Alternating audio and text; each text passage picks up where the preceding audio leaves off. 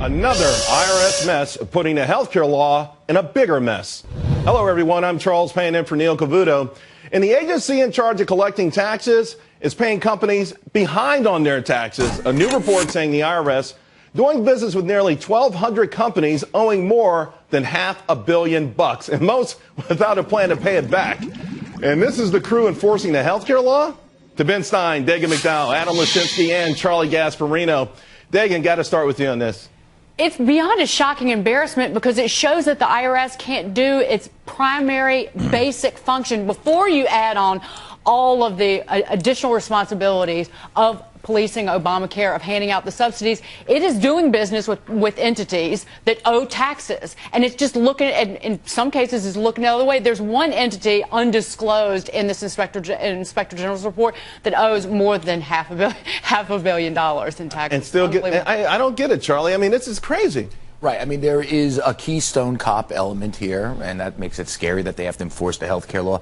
But it also says something about it's an indictment of our government. And government is way too big, that not even the main policing agency to police to make sure entities pay taxes can do it. I mean, this is scary. The tax code is actually too complicated for the IRS to enforce. You know, Ben, we know about the incompetency factor, but a lot of people wonder if maybe if we're giving this particular agency far too much power in general. Taxes are an incredibly complicated subject.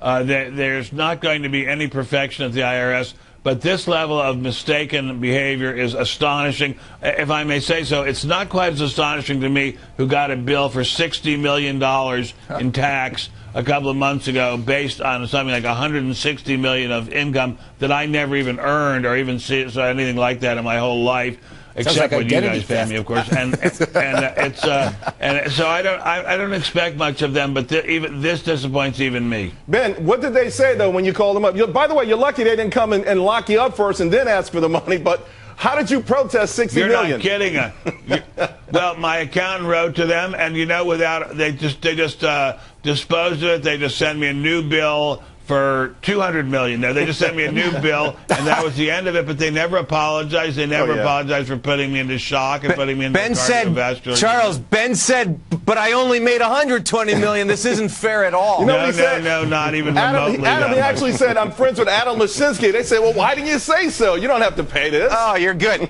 You're good. Go ahead, Adam. Well, so here's my thought on this. First of all, we should sort of say there's absolutely nothing linking these two stories. This is an opportunity to bash Obamacare, which I know you love to do, Charles. The fact that the IRS could do its job better, and the IRS, of course, could do its job better, like the rest of us, by the way, has nothing to do with Obamacare. $500 million, Adam. We're not. I mean, this is really. Yeah, I get it. This is a gigantic problem.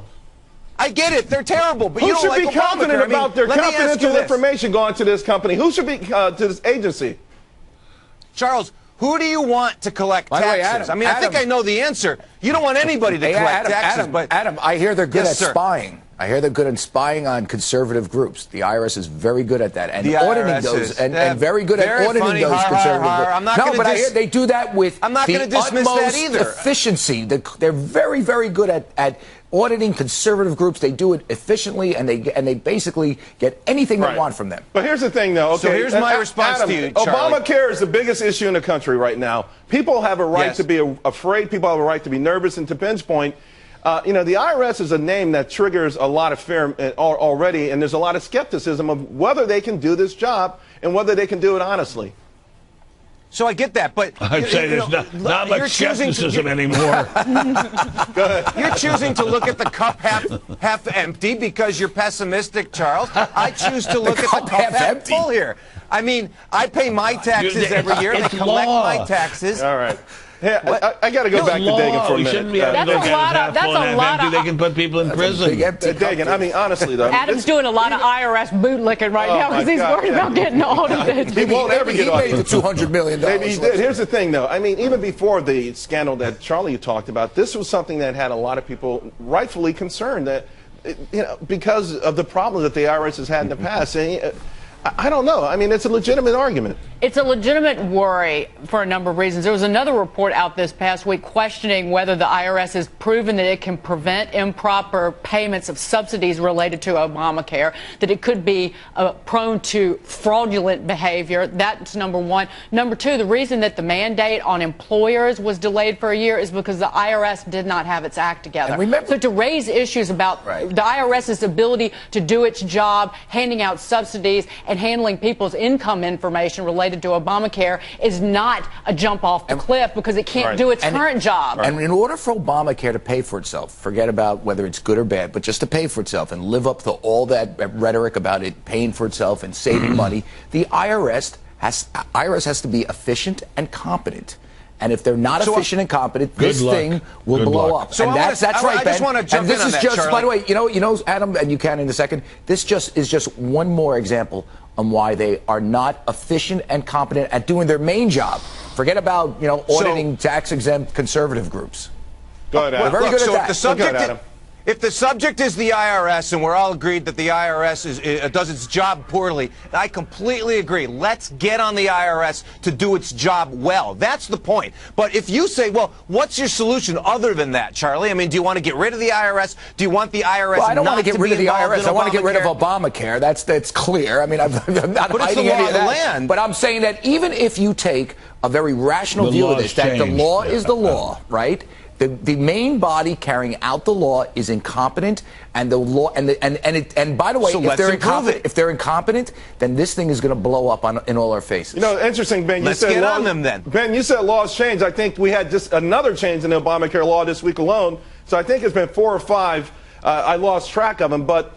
Look, gigantic laws can change. Look, racial segregation used to be the law of the land. Laws can change, and a law like this can change and must be changed in a big, giant way. Until that happens, or could happen, Ben, what do we do, though? I mean, do we entrust the IRS to hand out cash, to hand out subsidies, which, by the way... There's nothing we can do. There's nothing we can do. Crazy, as Adam so correctly said, it is the law of the land. We are presently living under an oppressive and unjust law called Obamacare, and that is the law of the land. But, you know, I read somewhere, Ben, where $20 billion to $200 billion, they lose track and tax refunds are inappropriately distributed every year. That pays for everybody's health care, but that's the kind of thing we can expect maybe to happen again.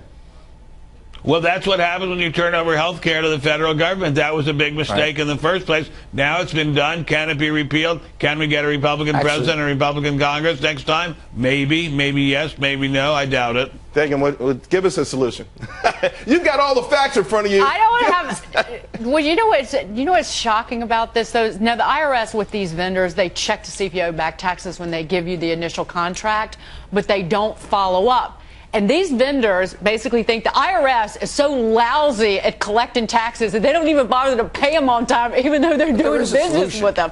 That speaks volumes about how they feel about There is a solution here, and that's journalism. People like us going out there talking totally about agree this, with you there. talking about how lousy the IRS is, how lousy this law is, and let people decide in 2016 where to vote, because as Ben said, this law can be changed dramatically. It's not that hard. No, let's improve our civil service. Let's get rid of it. The IRS. Let's get rid of it. We've seen it in action. Let the voters decide to get rid of it, which we need the tax collector, Charlie. You know that. I'm not saying get rid of the IRS. I'm saying get rid of Obamacare. And by pointing out how absurd the main enforcement agency of Obamacare is, how incompetent. All right, guys.